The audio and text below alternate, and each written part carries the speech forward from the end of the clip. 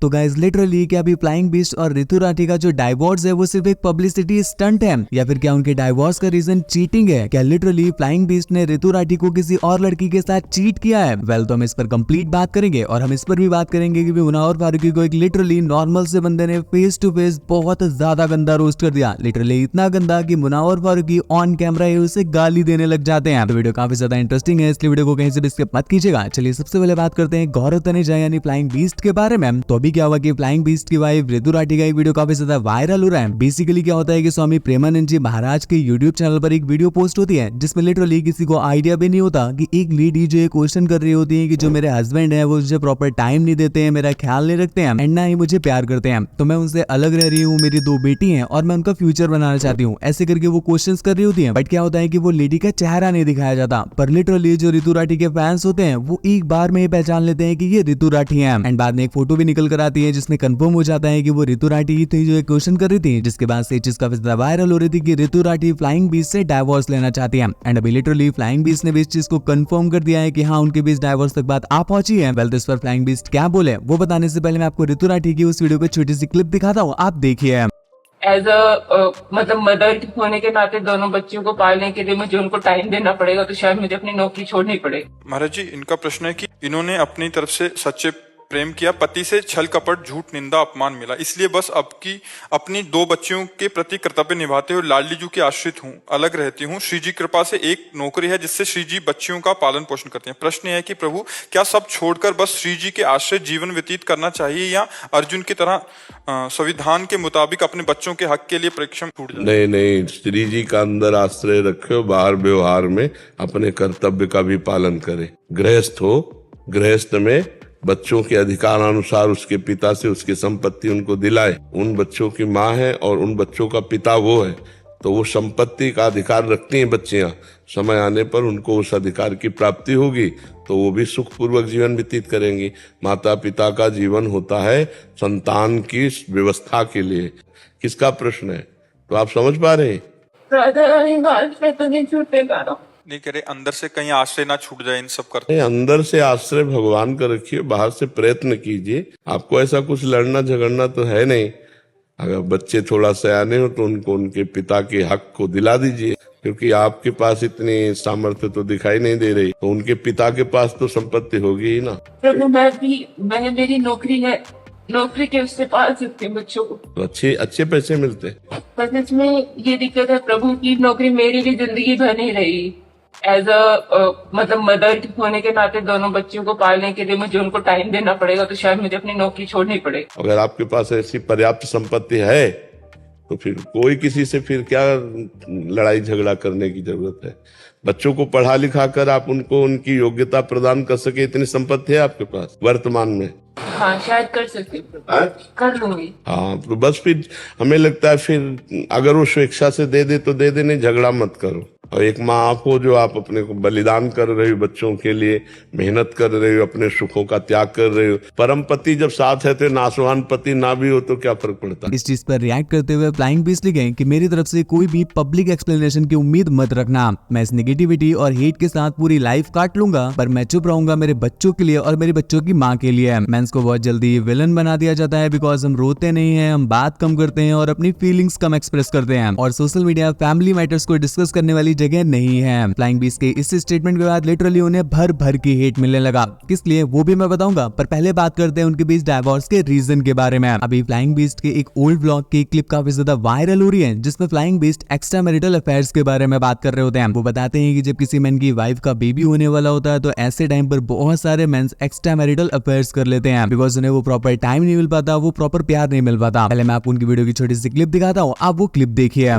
2 to 3 months, क्योंकि माँ का सारा टाइम बच्चे के लिए होता है। मतलब ऋतु अभी सोई है 1 घंटे के लिए, बच्चा सारी रात जगाता है, तो जब बच्चा सोता तो माँ सोती, तो आपके लिए टाइम है ही नहीं बीवी के पास। Most of the extra marital affairs, like 80 to 82% of extra marital affairs happens when you just have a baby. It looks थोड़ा काउंटर इंट्यूटिव कि you should be more attach as a couple, but fact is और number से that. तो husbands को अपना थोड़ा सा ख्याल रखें और ये देखें कि भाई जो संतान आपकी बीवी पाल रही है वो आपकी भी संतान है, और आपसे ज्यादा ही मेहनत कर रही है वो, तो अपने आप को कंट्रोल में रखिए। बिकॉज क्या होता है, ऑफिस जा रहे हैं, बाहर जा रहे हैं, बीवी के साथ तो टाइम मिलता ही नहीं है। बीवी के पास आपके लिए बात करने का टाइम नहीं भाई साहब, प्यार दूर की बात है। बाहर कोई दोस्त मिल गया, अच्छी बात हो रही है, कॉफी साथ पी रहे हैं, लंच साथ कर रहे हैं, धीरे धीरे कनेक्ट बन जाता है। और बीवी से बात होती नहीं है, यू डोंट शेयर एनीथिंग, तो धीरे धीरे इस चीज को लेकर के काफी सारे लोग ट्वीट कर रहे होते हैं कि गौरव तनेजा अपनी ही किसी एक्स्ट्रा मैरिटल अफेयर की कहानी सेमलेसली सुना रहे हैं। एंड अभी इंटरनेट पर ऋतु राठी का भी एक ओल्ड वीडियो काफी ज्यादा वायरल हो रहा है, जिसमें लिटरली वो इन सब चीजों के बारे में इनडायरेक्टली बहुत पहले ही बात कर चुकी थी। मैं आपको उसकी छोटी सी क्लिप दिखाता हूँ, आप पहले वो वीडियो देखिए। मुझे ये चीज समझने में ना थोड़ा टाइम लगा था शादी के बाद की। पूरा तब लगता है जैसे मेरी फ्रेंड्स हैं सब, वो भी न्यूली मैरिड है, मेरी एज ग्रुप की हैं, वो तो डेली अपने पतियों के साथ बाहर जा रही हैं, पार्टी में आती है तो साथ में आती है। मेरे साथ ऐसा नहीं होता, I go alone most of the time. मेरे को इसमें बुरा नहीं लगता, मतलब पहले लगता था, फिर मैंने मतलब ट्राई किया कि गौरव चलने लगे, बट ये नहीं चलते हैं क्योंकि ये इतने बिजी हैं यार, उनके साथ फ्लाइंग भी है, यूट्यूब भी है, एडिटिंग भी है, ये भी है, फलाना भी, सारी चीजें करनी है। लास्ट में मैं आऊंगी कि मेरे साथ टाइम बिताना है। रिलेशनशिप्स में थोड़ा सा दूसरे इंसान को भी समझना पड़ता है, थोड़े से कॉम्प्रोमाइज करने पड़ते हैं, और यूट्यूब की वजह से तो बहुत कॉम्प्रोमाइज करने पड़ते हैं। ये है हमारी स्टोरी सो कॉल्ड परफेक्ट जोड़ी की, बट यार कुछ परफेक्ट नहीं होता। आपको थोड़ा सा एफर्ट्स करके जितना मिले ना, इतना मिल रहा है, इतना मिल रहा था मेरे को। वेल ऋतु राठी की इस वीडियो के बाद तो ये चीज समझ में आ रही है कि उनके बीच काफी समय से चीजें सही नहीं चल रही हैं, बस ऑन कैमरा ही सब कुछ परफेक्ट दिख रहा था। फ्लाइंग बीस्ट और ऋतु राठी के डाइवोर्स को लेकर के एक क्रिएटर एक शॉर्ट वीडियो भी पोस्ट किए, जो कि लिटरली भी काफी लोग पसंद कर रहे हैं एंड उनके उस ओपिनियन से एग्री भी कर रहे हैं। तो वो एक्जैक्टली इस डाइवोर्स को लेकर के क्या बोले, आपको छोटी सी क्लिप दिखाता हूँ, पहले वो आप क्लिप देख लो। जो लोग कहते हैं कि नजर बदर कुछ नहीं होता, उन्हें वीडियो दिखाना। फ्लाइंग बीस्ट फेमस यूट्यूबर है, गौरव और ऋतु, उनके बीच की डिवोर्स की बात सामने आ रही है। कैसे? ऋतु रिसेंटली प्रेमानंद महाराज जी के सत्संग में सुनाई दी, उनके बाद पता लग रहा है बहुत दर्द है। उन्होंने महाराज जी से सवाल किया, मैंने अपने पति से प्यार किया, पर उसके बदले मुझे छल कपट और अपमान मिला, अब मैं क्या अपने बच्चों के हक की लड़ाई लड़ूं? न्यूज वाले लोग, गौरव ने भी इंस्टाग्राम पे बोला कि मैं अपने परिवार का मैटर सोशल मीडिया पे नहीं बोलने वाला। लड़के रोते नहीं, एक्सप्रेस नहीं करते और उन्हें विलन समझा जाता है। अब उनके ब्लॉग में भी दिखाई नहीं दे रही, कुछ तो गड़बड़ है। पर जिंदगी देखो यार, 1 साल पहले ऋतु और गौरव दोनों महाराज जी के पास गए थे। सवाल तब क्या किया था, महाराज जी पति पत्नी 7 जन्मों तक क्या साथ रहते हैं, इतना प्यार था। महाराज जी तब आभास करा दिया था, बस लड़ना मत, ध्यान रखना एक दूसरे का। ब्रैडली कूपर ने, अमेरिकन एक्टर, उन्होंने कहा था, खुश हो डोंट टेल एनीवन, प्यार करते हो डोंट टेल एनीवन, ट्रैवल करो don't tell anyone, people ruin beautiful things. नजरें लगती हैं।